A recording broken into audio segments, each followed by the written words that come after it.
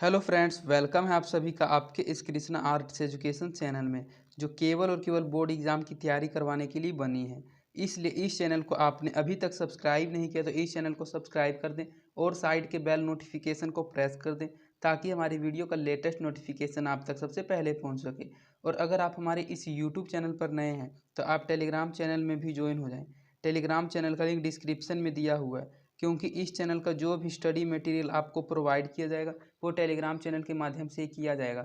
Study material में आपको सभी सब्जेक्ट्स का चैप्टर बाय चैप्टर ऑब्जेक्टिव और सब्जेक्टिव क्वेश्चंस का पीडीएफ प्रोवाइड किया जाएगा, इसलिए आप टेलीग्राम चैनल को अवश्य ज्वाइन कर लें।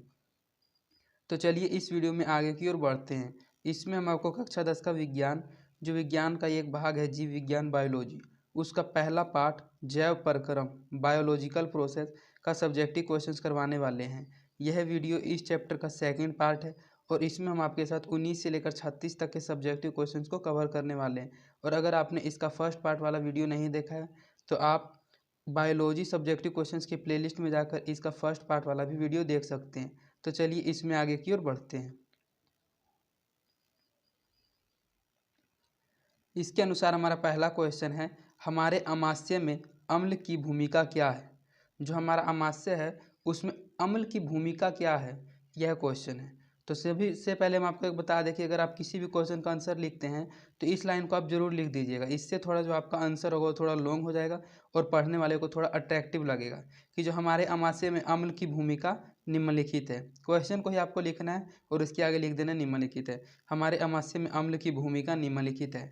हमारे अमाशय में जो अम्ल की पहली भूमिका है वह है, यह जीवाणुनाशक की तरह कार्य कर भोजन के साथ आने वाले बैक्टीरिया को नष्ट कर देता है। जब हम भोजन को ग्रहण करते हैं तो वह हमारे अमाशय में चला जाता है और भोजन के साथ कुछ बैक्टीरिया भी अमाशय में चले जाते हैं। तो ये जो अम्ल होता है वह जीवाणुनाशक की तरह कार्य कर उन सभी बैक्टीरिया को नष्ट कर देता है और भोजन इसके कारण शीघ्रता से नहीं पचता है। जो अम्ल होता है, अम्ल के कारण भोजन जो होता है वह शीघ्रता से नहीं पचता है, धीरे धीरे डाइजेस्टिव सिस्टम के दौरान डाइजेस्ट होता है। तो हमारा क्वेश्चन था कि हमारे अमाशय में अम्ल की क्या भूमिका है। तो हमारे अमाशय में अम्ल की निम्नलिखित भूमिका है, जिसमें से पहली भूमिका है कि यह जीवाणुनाशक की तरह कार्य कर भोजन के साथ आने वाले बैक्टीरिया को नष्ट कर देता है और भोजन इसके कारण शीघ्रता से नहीं पचता है। इसके बाद आपका नेक्स्ट क्वेश्चन है, कोशिका के 4 कोशिकांग का नाम लिखें। जो कोशिका होता है उनके 4 कोशिकांगों के नाम लिखें। कोशिका के 4 कोशिकांग का नाम निम्नलिखित है। पहला है माइटोकॉन्ड्रिया, दूसरा है लाइसोसोम, तीसरा है गोल्जी उपकरण और चौथा है अंतःपरद्रव्य जालिका। ये जो चारों हैं ये चारों कोशिकांग हैं, कोशिका के कोशिकांग के नाम हैं, जिसमें से पहला नाम है माइटोकॉन्ड्रिया, दूसरा है लाइसोसोम, तीसरा है गोल्जी उपकरण और चौथा है अंतःपरद्रव्य जालिका। ये नाम थोड़े पढ़ने में अजीब से लगते हैं, लेकिन बायोलॉजी में इस टाइप का ही नाम होता है, इसलिए इनको आपको अच्छे से याद करना है। ये चारों कोशिका के 4 कोशिकांग के नाम थे। इसके बाद आपका नेक्स्ट क्वेश्चन है कि मनुष्य में कितने प्रकार के दांत पाए जाते हैं, उनके नाम तथा कार्य लिखें। यह एक बहुत ही इंटरेस्टिंग और बहुत ही इंपॉर्टेंट क्वेश्चन है कि मनुष्य में कितने प्रकार के दांत पाए जाते हैं और उनके नाम भी लिखें और तथा उनके कार्य के लिखें। तो मनुष्य में दांत 4 प्रकार के होते हैं, कर्तनक या इंसाइजर। इंसाइजर को ही कर्तनक कहा जाता है, ये हिंदी नाम है कर्तनक। दूसरा है भेदक या कैनाइन, अग्रचर्वक या प्रीमोलर तथा चर्वनक या मोलर। तो ये जो शुरुआत में दिया गया था ये चारों का हिंदी नाम था और जो पीछे है इंसाइजर, कैनाइन, प्रीमोलर या मोलर, ये चारों इंग्लिश के प्रकार है, इंग्लिश में नाम है। तो मनुष्य में जो दांत होते हैं वे 4 प्रकार के होते हैं, इंसाइजर, कैनाइन, प्रीमोलर और मोलर।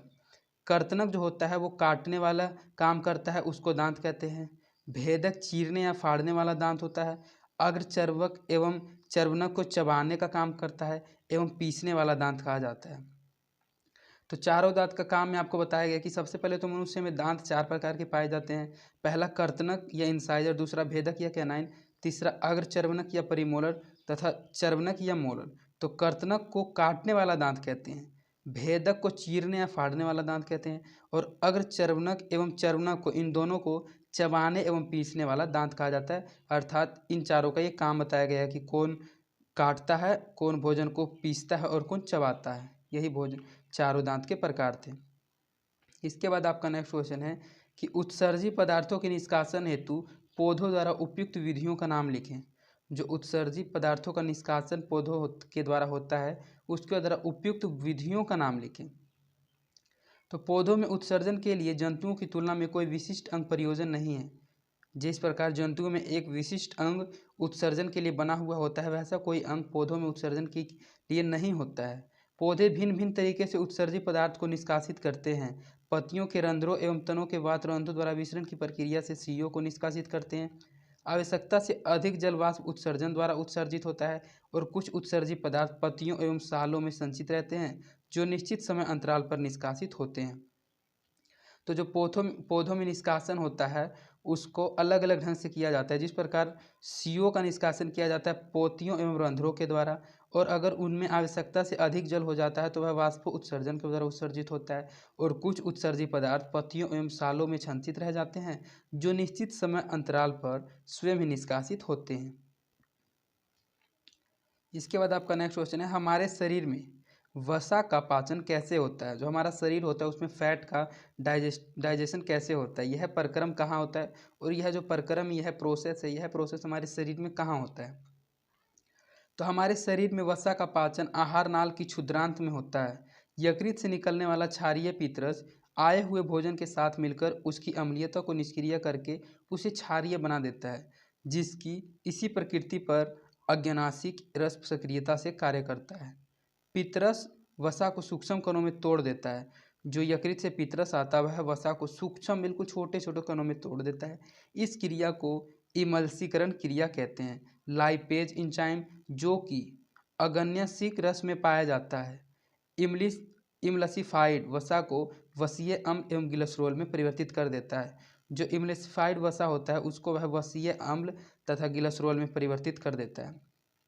तो इसमें सबसे पहले पूछा जा रहा था कि शरीर में वसा का पाचन कैसे होता है और यह प्रक्रम कहाँ होता है या कैसे होता है। तो यह जो पाचन होता है हमारे शरीर में आहार नाल के क्षुद्रांत में होता है, और जो यकृत होता है हमारा उससे एक क्षारीय पित्रस निकलता है और वह आए हुए भोजन के साथ मिलकर उसकी अम्लीयता को निष्क्रिय करके उसको क्षारीय बना देता है, जिसकी इसकी प्रकृति पर अग्न्यासत सक्रियता से कार्य करता है। और पित्रस जो होता है वह वसा को सूक्ष्म कणों में तोड़ देता है, और इस क्रिया को इमल्सीकरण क्रिया कहते हैं। और लाइपेज एंजाइम जो कि अग्न्याशक रस में पाया जाता है इमल्सिफाइड वसा को वसलीय अम्ल तथा ग्लिसरॉल में परिवर्तित कर देता है, और इस प्रकार हमारे शरीर में वसा का पाचन हो जाता है। इसके बाद आपका नेक्स्ट क्वेश्चन है कि किसी जीव द्वारा किन कच्ची सामग्रियों का उपयोग किया जाता है। किसी भी जीव में शारीरिक वृद्धि के लिए उसे बाहर से अतिरिक्त कच्ची सामग्री की आवश्यकता होती है। अगर कोई भी जीव हो उसको अगर अपनी शारीरिक वृद्धि करना हो तो उसे बाहर से अतिरिक्त कच्ची सामग्री की जरूरत या आवश्यकता जरूर होती है। पृथ्वी पर जीवन कार्बन आधारित अणुओं पर निर्भर है, अतः अधिकांशतः खाद्य पदार्थ भी कार्बन आधारित है। इन कार्बन स्रोतों की जटिलता के अनुसार विभिन्न जीव भिन्न भिन्न प्रकार पोषण को प्रयुक्त करते हैं। आप जानते होंगे कि सभी जीव अलग अलग पोषण प्रक्रिया को यूज करके अपने शारीरिक को वृद्धि करते हैं। तो इसमें पूछा जा रहा था कि जो जीव द्वारा किन कच्ची सामग्रियों का उपयोग किया जाता है। तो इस क्वेश्चन में सिर्फ सिंपली आपको इतना बताया गया है कि कोई भी जीव हो उसको अपनी शारीरिक वृद्धि के लिए बाहर से अतिरिक्त कच्ची सामग्री की आवश्यकता तो होती ही है, लेकिन पृथ्वी पर जीवन कार्बन आधारित अणुओं पर निर्भर है। इसमें कहा गया कि जो अधिकांशतः ज़्यादा से ज़्यादा खाद्य पदार्थों में कार्बन आधारित है, और इन कार्बन स्रोतों की जटिलता के अनुसार विभिन्न जीवन प्रकार पोषण प्रक्रम के प्रयुक्त करते हैं। तो इसका जो मेन आंसर है कार्बन हो जाएगा। इसके बाद आपका नेक्स्ट क्वेश्चन है कि किण्वन क्या है। किण्वन क्या है और इथेनॉल की प्राप्ति में किण्वन का अनुप्रयोग किस प्रकार होता है। जब हम लोग इथेनॉल की प्राप्ति करते हैं तो उसमें किण्वन का अनुप्रयोग क्या होता है और किस प्रकार होता है। तो गन्ने के रस को सूर्य के प्रकाश में रख देने पर यह रासायनिक ऊर्जा का उपयोग कर किण्वित हो जाता है। जब हम गन्ने के रस को सूर्य के प्रकाश में रख देते हैं तो यह रासायनिक ऊर्जा का उपयोग कर किण्वित हो जाता है और इसे ही किण्वन कहा जाता है, जिससे एल्कोहल का निर्माण होता है। व्यापारिक विधि में एथेनॉल को चीनी के किण्वन द्वारा प्राप्त किया जाता है। जो किण्वन होता है उसको अगर आप व्यापारिक विधि में यूज करते हैं तो उसको एथेनॉल को चीनी के किण्वन द्वारा प्राप्त किया जाता है। जब चीनी का किण्वन किया जाता है तो एथेनॉल की प्राप्ति होती है, और यह व्यापारिक विधि में होती है। लेकिन जो सामान्य अल्कोहल बनता है वह सामान्य सूर्य के प्रकाश में जब आप गन्ने के रस को रख देते हैं तो वह रासायनिक ऊर्जा का उपयोग कर किण्वित हो जाता है और जिससे अल्कोहल का निर्माण होता है। तो इस प्रकार किण्वन क्रिया क्या है और इथेनॉल की प्राप्ति में किण्वन का अनुप्रयोग किस प्रकार होता है आप समझ गए होंगे कि किण्वन तो यह प्रक्रिया है एक रासायनिक प्रक्रिया है और इथेनॉल की प्राप्ति उसमें हो जाती है कि अगर चीनी का किण्वन किया जाता है तो एथेनॉल की प्राप्ति हो जाती है। पचे हुए भोजन को अवशोषित करने के लिए, जो पचा हुआ भोजन रहता है उसको अवशोषित करने के लिए क्षुद्रांत को कैसे अभिकल्पित किया गया। यहाँ क्षुद्रांत होगा, यहाँ छद्रांत लिखा गया है, ये थोड़ा टाइपिंग में मिस्टेक है। तो पचे हुए भोजन को अवशोषित करने के लिए क्षुद्रांत को कैसे अभिकल्पित किया गया है। तो पचे हुए भोजन का अवशोषण ज़्यादा हो सके तथा सतही क्षेत्रफल अधिक हो सके, इसके लिए क्षुद्रांत के आंतरिक स्तर पर अनेक अंगुली जैसे प्रवर्ध होते हैं जिन्हें दीर्घरोम कहते हैं। इसमें आपको बताया गया है कि पचे हुए भोजन का अवशोषण ज़्यादा से ज़्यादा हो सके तथा सतही क्षेत्रफल अधिक हो, इसके लिए क्षुद्रांक के आंतरिक स्तर पर अनेक अंगुली जैसे प्रवर्ध होते हैं और उन अंगुली जैसे प्रवर्ध को दीर्घरोम कहते हैं। दीर्घरोम में रुधिर वाहिकाओं की बहुतायत होती है। रुधिर वाहिकाओं का मतलब है कि ब्लड के नसें ज़्यादा होती हैं, बहुतायत होती है, जो भोजन को अवशोषित करके शरीर की प्रत्येक कोशिका तक पहुँचाती है। इन कोशिकाओं का भोजन में प्रयोग ऊर्जा की प्राप्ति के लिए किया जाता है तथा नए ऊतकों के निर्माण तथा टूटे फूटे ऊतकों की मरम्मत हेतु होता है। जो नया टिश्यू होता है उसके निर्माण में इसका उपयोग किया जाता है तथा अगर कोई टिश्यू टूटा फूटा हुआ है तो उसकी मरम्मत के लिए इसका उपयोग किया जाता है। तो इस प्रकार पचे हुए भोजन को अवशोषित करने के लिए क्षुद्रांत बहुत ज़्यादा अभिकल्पित क्रिया को करता है। प्रकाश संश्लेषण क्या है, इससे रासायनिक समीकरण में व्यक्त करें। प्रकाश संश्लेषण फोटोसिंथेसिस प्रोसेस। तो यह जो संश्लेषण यह सिर्फ पौधों में होता है, हम आपको बता दें। तो प्रकाश संश्लेषण क्या है और इसे रासायनिक समीकरण में व्यक्त करें। तो हरे पौधों द्वारा सूर्य के प्रकाश से ऊर्जा प्राप्त कर क्लोरोफिल की उपस्थिति में कार्बन डाइऑक्साइड तथा जल, यह कार्बन डाइ का अणुसूत्र है CO2, जल का है H2O, के द्वारा अपने भोजन कार्बोहाइड्रेट कार्बनिक पदार्थ का संश्लेषण करना है प्रकाश संश्लेषण की प्रक्रिया कहलाता है, जिसको इंग्लिश में फोटोसिंथेसिस प्रोसेस कहा जाता है। तो प्रकाश संश्लेषण जो है इसमें आपको सिर्फ इतना समझना है कि जब हरे पौधों द्वारा सूर्य के प्रकाश से ऊर्जा प्राप्त कर क्लोरोफिल की उपस्थिति में कार्बन डाइऑक्साइड तथा जल के द्वारा अपने भोजन कार्बोहाइड्रेट का संश्लेषण करना ही, अर्थात यह जो अपने भोजन का निर्माण करता है उसी प्रक्रिया को प्रकाश संश्लेषण की प्रक्रिया कहा जाता है। और इसे रासायनिक समीकरण में भी व्यक्त करें तो इसका जो रासायनिक समीकरण है वह यह है 6CO2 + 12H2O, 6 कार्बन डाइऑक्साइड और 12 जो है यह जल है। यह सूर्य प्रकाश और क्लोरोफिल की उपस्थिति में होता है, तब यह फोटोसिंथेसिस प्रोसेस होता है। C6H12O6 + 6O2 + 6H2O। तो यह जो था इसका रासायनिक समीकरण है जिसको आपको अच्छे से याद करना है। और इसके बाद आपका नेक्स्ट क्वेश्चन है कि रक्त की संरचना को समझाएं। जो ब्लड होता है उसका संरचना क्या है, इस बात को समझाएं। तो रक्त लाल रंग का गाढ़ा क्षारीय तरल पदार्थ है जो मुख्य रूप से कोशिका एवं प्लाज्मा से बना है। जो रक्त होता है, जो ब्लड होता है, आप जानते होंगे कि लाल रंग का होता है, लेकिन यह बात बहुत कम लोग ही जानते हैं कि जो रक्त होता है वह क्षारीय प्रकृति का होता है, क्षारीय प्रवृत्ति का होता है। तो आपको अच्छे से ध्यान में रखना है कि जो रक्त होता है वह लाल रंग का गाढ़ा क्षारीय तरल पदार्थ है जो मुख्य रूप से कोशिका एवं प्लाज्मा से बना है।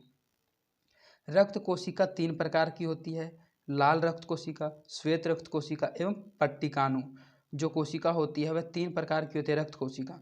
पहला तो होती है लाल रक्त कोशिका, दूसरी होती है श्वेत रक्त कोशिका और जो तीसरी होती है वह पट्टिकाणु होती है। और जो इसकी संरचना है, इसकी संरचना के बारे में बताया गया है कि प्लाज्मा होता है 50 से 55% में, 90 से 92%, 90 से 92% जल होता है, 6 से 8% प्लाज्मा प्रोटीन एवं 1 से 2% अकार्बनिक लवण पाए जाते हैं। इसमें ग्लूकोज, अमीनो अम्ल, वसा आदि पाए जाते हैं। जो यह रक्त होता है उसमें ग्लूकोज, अमीनो अम्ल, वसा आदि बहुत से पदार्थ पाए जाते हैं। और इसमें प्लाज्मा कितना प्रतिशत होता है तथा जल कितने प्रतिशत होते हैं, इनके प्रतिशत के बारे में बताया गया जो इसकी संरचना को बताता है। और रक्त की परिभाषा अगर आपसे पूछा जाए तो रक्त मानव शरीर में पाए जाने वाला एक लाल रंग का गाढ़ा क्षारीय तरल पदार्थ होता है जो मुख्य रूप से कोशिका एवं प्लाज्मा से बना होता है। और अगर इसका प्रकार आपसे पूछा जाए तो रक्त जो होता है वह 3 प्रकार का होता है। पहला लाल रक्त कोशिका, दूसरा श्वेत रक्त कोशिका एवं तीसरा पट्टिकाणु। इसके बाद आपका एक नेक्स्ट अलग से एक क्वेश्चन पूछ लिया गया है कि रक्त पट्टिकाणु की क्या उपयोगिता है। जो इसका तीसरा प्रकार आपने पिछले वाले क्वेश्चन में पढ़ा कि लाल रक्त कोशिका, श्वेत रक्त कोशिका एवं रक्त पट्टिकाणु। तो जो रक्त पट्टिकाणु है उसकी हमारे शरीर में क्या उपयोगिता है। तो रक्त पट्टिकाणु सबसे छोटे आकार की रक्त कोशिकाएं हैं।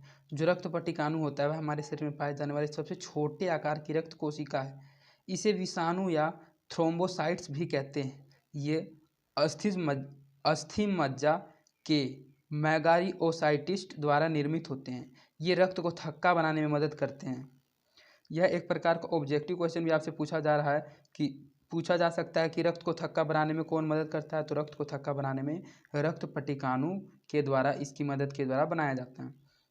तो इसमें इसका स्पेशल उपयोगिता पूछा गया था, तो इसका जो उपयोगिता आपको यह बताना है कि रक्त पट्टिकाणु सबसे छोटे आकार की रक्त कोशिका है। इसे विषाणु या थ्रोम्बोसाइट्स भी कहते हैं और ये अस्थि मज्जा के मैगाकैरियोसाइटिस द्वारा निर्मित होते हैं और ये रक्त को थक्का बनाने में मदद करता है।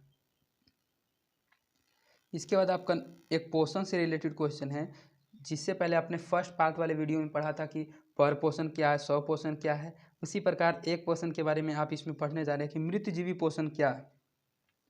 तो मृत जीव मृत जंतुओं और पौधों के शरीर से अपना भोजन अपने शरीर की सतह से घुलित कार्बनिक पदार्थों के रूपों में अवशेषित करते हैं। यह मृतजीवी पोषण है। जीव जो होता है वह मृत जंतुओं और पौधों के शरीर से अपना भोजन एवं अपने शरीर की सतह से घुलित कार्बनिक पदार्थों के रूप में अवशोषित करते हैं। यही मृतजीवी पोषण कहलाता है। मृतजीवी अपना भोजन मुख्यतः तरल अवस्था में अवशोषण द्वारा ग्रहण करते हैं। जंतुओं और पौधों की मृत्यु के पश्चात उनके मृत शरीर को मृतजीवी अपघटित कर अर्थात सड़ा गला कर उनके मूल तत्वों में बदल देते हैं। जो होता है उनके शरीर उसको गला कर मूल तत्वों में बदल देते हैं और ऐसे मूल तत्व पुनः मिट्टी में प्रतिस्थापित हो जाते हैं और उत्पन्न गैस वातावरण में मिल जाते हैं। इन तत्वों को फिर से हरे पौधे मिट्टी से ग्रहण कर अपने उपयोग में लाते हैं। यही चक्र पृथ्वी में निरंतर चलता रहता है। इसमें सिर्फ आपको मृतजीवी पोषण में इतना समझना है कि जब कोई पौधा या कोई जीव जंतु मर जाता है तो मरने के बाद जो उसका शरीर होता है वह मृतजीवी उसका अपघटित कर सड़ा गला कर उसके मूल तत्वों में बदल देता है और जो मूल तत्व होता है वह प्रतिस्थापित होकर मिट्टी में मिल जाता है और मिट्टी में मिलने के पश्चात फिर से हरे पौधे उस मिट्टी से उसके तत्वों को ग्रहण कर अपने उपयोग में लाते हैं और यह जो चक्र यह पृथ्वी में निरंतर चलता रहता है और इसी को मृतजीवी पोषण कहते हैं। इसके बाद आपका नेक्स्ट क्वेश्चन है कि पृथ्वी के अनुरक्षण जीवन के, पृथ्वी नहीं यहाँ सॉरी हमने पृथ्वी बोल दिया, यहाँ होगा जीवन, जीवन के अनुरक्षण के लिए आप किन प्रक्रमों को आवश्यक मानेंगे। जो हमारा जीवन है लाइफ का अनुरक्षण के लिए आप किन प्रोसेस को आवश्यक मानेंगे, इंपॉर्टेंट मानेंगे। तो जीवन के अनुरक्षण के लिए निम्नलिखित प्रक्रम को आवश्यक मानेंगे। इसमें से पहला प्रक्रम है पोषण, दूसरा है श्वसन, तीसरा है परिवहन एवं उत्सर्जन इत्यादि। इन चारों प्रक्रमों को प्रोसेस को हम लोग अपने जीवन में आवश्यक मानेंगे और इनके अलावा पर इन जैव प्रक्रमों के अतिरिक्त सभी जीवधारी रिप्रोडक्शन अर्थात जनन द्वारा अपनी संख्या में वृद्धि करते हैं। ये क्रियाएं जीवन के लिए अति आवश्यक, यह जो क्रिया यह जीवन के लिए अति आवश्यक है। इसीलिए जो वंशावली होता है रिप्रोडक्टिव सिस्टम के द्वारा रिप्रोडक्शन हमेशा चलता रहता है और जो वंश होता है वह आगे की ओर बढ़ता जाता है। तो यह भी जो जैव प्रक्रम के अतिरिक्त ये चारों जैव प्रक्रम दिया गया था, श्वसन, परिवहन एवं उत्सर्जन इत्यादि, इसके अलावा रिप्रोडक्शन भी अपनी संख्या में वृद्धि करता है और ये क्रियाएं जीवन के लिए भी अति आवश्यक है। तो ये थी हमारे जीवन के अनुरक्षण के लिए आप किन प्रक्रमों को आवश्यक मानेंगे। तो जो प्रक्रम था, प्रोसेस था, वह था पोषण, श्वसन, परिवहन, उत्सर्जन आदि और इसके द्वारा रिप्रोडक्शन भी बहुत जरूरी है। इसके बाद आपका नेक्स्ट क्वेश्चन है कि प्रछली, मच्छर, केंचुआ और मनुष्य के मुख्य श्वसनों के अंग लिखे। यहाँ प्रछली नहीं होगा, यहाँ थोड़ा टाइपिंग में मिस्टेक हो गया, यहाँ होगा मछली, मच्छर, केंचुआ, ये तीन जीव का नाम लिखा गया है और पूछा जा रहा है मुख्य मनुष्य, इन चारों के मुख्य श्वसन अंगों के नाम लिखे। तो जो मछली में मुख्य श्वसन अंग होता है वह गिल्स होता है, जिसको हिंदी में क्लोम कहा जाता है। मच्छर में मुख्य श्वसन अंग श्वास नली या ट्रेकिया है। केंचुआ में मुख्य श्वसन अंग त्वचा है, जो केंचुआ होता है वह अपनी त्वचा से ही सांस की प्रक्रिया को लेता है, जबकि मनुष्य में फेफड़ा है और जो मनुष्य होता है वह फेफड़ा से श्वसन की क्रिया को करता है। तो इसमें आपसे चार जीवों का जो होता है श्वसन अंग उनके नाम पूछा जा रहा था, मछली, मच्छर, केंचुआ और मनुष्य। तो जो मछली का श्वसन अंग होता है वह गिल्स होता है, जिसको हिंदी में क्लोम कहा जाता है, और मच्छर में मुख्य श्वसन अंग ट्रेकिया होता है, जिसे हिंदी में श्वास नली अंग कहा जाता है, और केंचुआ में मुख्य अंग त्वचा होता है, जिसे इंग्लिश में स्किन कहा जाता है, और जो मनुष्य में होता है श्वसन अंग वह होता है फेफड़ा, जिसे इंग्लिश में लंग्स कहा जाता है। इसके बाद आपका नेक्स्ट क्वेश्चन है प्रकाश संश्लेषण के लिए आवश्यक कच्ची सामग्री पौधे कहाँ से प्राप्त करते हैं। आपने इससे पहले क्वेश्चन में पढ़ा कि प्रकाश संश्लेषण क्या है, फोटोसिंथेसिस प्रोसेस क्या है। तो जो फोटोसिंथेसिस प्रोसेस होता है उसको करने के लिए जो आवश्यक कच्ची सामग्री पौधे जो होते हैं उसको कहाँ से प्राप्त करते हैं। तो प्रकाश संश्लेषण के लिए पौधे कच्ची सामग्री निम्नलिखित जगहों से प्राप्त करते हैं। उसको पहली जो कच्ची सामग्री की ज़रूरत होती है वह कार्बन डाइऑक्साइड होती है, CO2। इसे वायुमंडल से प्राप्त किया जाता है और जो कार्बन डाइऑक्साइड होता है उसको हरे पौधे वायुमंडल से प्राप्त कर लेते हैं। इसके बाद जो दूसरा उनका होता है जल, कच्चा पदार्थ। जो जल होता है वह भूमि से जड़ों द्वारा प्राप्त कर लेते हैं। पौधे जो होते हैं वह अपने जड़ों द्वारा भूमि से जल को प्राप्त कर लेते हैं। तीसरा होता है पर्णहरित। पर्णहरित को इंग्लिश में क्लोरोफिल कहा जाता है। यह पौधों के कोशिकाओं में स्थित हरित लवक होते हैं। और चौथा होता है सूर्य का प्रकाश। तो सूर्य के प्रकाश से पौधे फोटोन ऊर्जा कणों के रूप में प्राप्त करते हैं, जो क्लोरोफिल में संचित होकर आवश्यकता अनुसार रूप में लाए जाते हैं। तो आपको सिर्फ ये 4 बात अच्छे से ध्यान में रखना है कि जो प्रकाश संश्लेषण की प्रक्रिया होती है उसमें 4 कच्ची आवश्यक सामग्री का उपयोग किया जाता है, जिसमें से पहला सामग्री है कार्बन डाइऑक्साइड, CO2, दूसरा जल, तीसरा पर्णहरित और चौथा सूर्य का प्रकाश होना भी बहुत जरूरी है। इसके बाद आपका नेक्स्ट क्वेश्चन है कि श्वसन के लिए ऑक्सीजन प्राप्त करने की दिशा में एक जलीय जीव की अपेक्षा स्थलीय जीव किस प्रकार लाभप्रद होते हैं।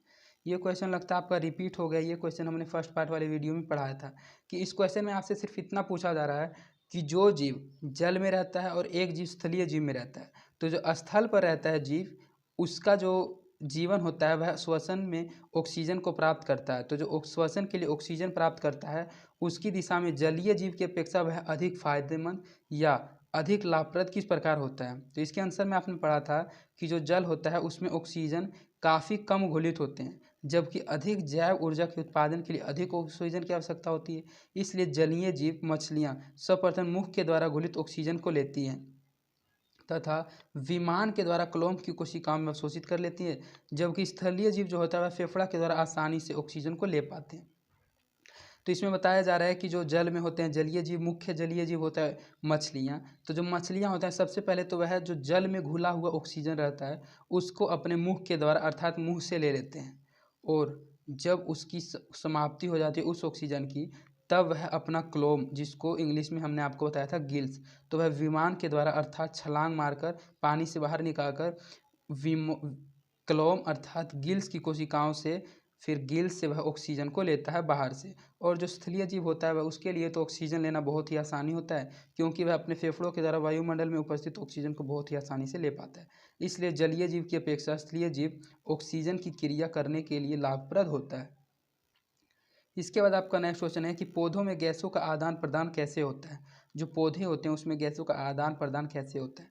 पौधों में गैसों का आदान प्रदान विसरण की क्रिया के द्वारा पौधों की पत्तियों पर स्थित रंध्रों को कहा जाता है स्टोमाटा, पुराने वृक्षों की तनों की कड़ी त्वचा, बार्क पर स्थित वातरंध्रों, लेंटिसिल्स एवं अंतरकोशिकीय स्थानों इंटरसेल्युलर स्पेसिस के द्वारा होती है। जो पौधों में गैसों का आदान प्रदान होता है वह पौधों में गैसों का आदान प्रदान विसरण की क्रिया के द्वारा पत्तियों पर जो स्थित स्टोमाटा होता है और पुराने वृक्षों की तनों की कड़ी त्वचा बार्क होती है उस पर स्थित वातरंध्र और लेंटिसेल्स एवं अंतरकोशिकीय स्थानों इंटरसेल्युलर स्पेसिस के द्वारा होती है। और इस क्रिया में पौधों की आवश्यकताओं एवं परावर्णीय अवस्था का महत्वपूर्ण योगदान होता है। और जो इस क्रिया को करने में पौधों की आवश्यकता एवं परावर्णीय जो आवश्यकता अवस्था होता है वह भी उसका बहुत ही महत्वपूर्ण योगदान होता है। और इस प्रकार पौधों में गैसों का आदान प्रदान होता है। इसके बाद आपका नेक्स्ट क्वेश्चन है कि अमाशय में पाचक रस की क्या भूमिका है। तो अमाशय में जो पाचक रस होता है HCl, उसकी हमारे अमाशय में क्या भूमिका है, क्या महत्व है। पाचक रस अमाशय में HCl पाया जाता है, जो निष्क्रिय पेप्सिनोजेन को सक्रिय पेप्सिन नामक एंजाइम में बदल देता है। पेप्सिन भोजन के प्रोटीन पर कार्य कर उसे पेप्टोन में बदल देता है। जो पेप्सिन होता है भोजन के प्रोटीन पर कार्य करता है और उसे पेप्टोन में बदल देता है। HCl भोजन के साथ आने वाले बैक्टीरिया को नष्ट कर देता है। जो भोजन के साथ मुख में अर्थात अमाशय में अलग से बैक्टीरिया चल जाते हैं उसको HCl नष्ट कर देता है। इसके अतिरिक्त गैस्ट्रिक लाइपेज एंजाइम भी पाचक रस में होता है, जो वसा के आंशिक पचाने में मदद करता है। तो इसलिए जो हमारा अमाशय होता है उसमें पाचक रस की बहुत ज़्यादा भूमिका होती है। और हमने आपको शुरू में बताया था कि इस वीडियो में आपके साथ 19 से लेकर 36 तक के सब्जेक्टिव क्वेश्चंस को कवर करने वाले हैं। तो यहाँ पर आपका 36 सब्जेक्टिव क्वेश्चंस कंप्लीट करा दिया गया। इसके बाद आपका इस चैप्टर का एक पार्ट और लाया जाएगा और उसमें आपको सभी सब्जेक्टिव क्वेश्चंस को कवर कर दिया जाएगा। इन क्वेश्चन आंसर को आपको रटना नहीं है, इन क्वेश्चन आंसर को आपको सिर्फ वीडियो देखकर अच्छे से समझ लेना है। क्योंकि अगर आप इनके आंसर्स को अच्छे से समझ लेते हैं और अगर इन क्वेश्चंस में कोई भी क्वेश्चन एग्जाम में आ गया तो आप अपने लैंग्वेज के अनुसार भी इन क्वेश्चंस के आंसर को एग्जाम में लिख दीजिएगा। और अगर आपको हमारी वीडियोस पसंद आती है तो आप अपने दोस्तों के बीच इन वीडियोस को ज़रूर शेयर करें और आप हमारे वीडियोस को लाइक भी ज़रूर करें, इससे हमारा मोटिवेशन बना हुआ रहता है। तो आज के लिए इतना ही, धन्यवाद।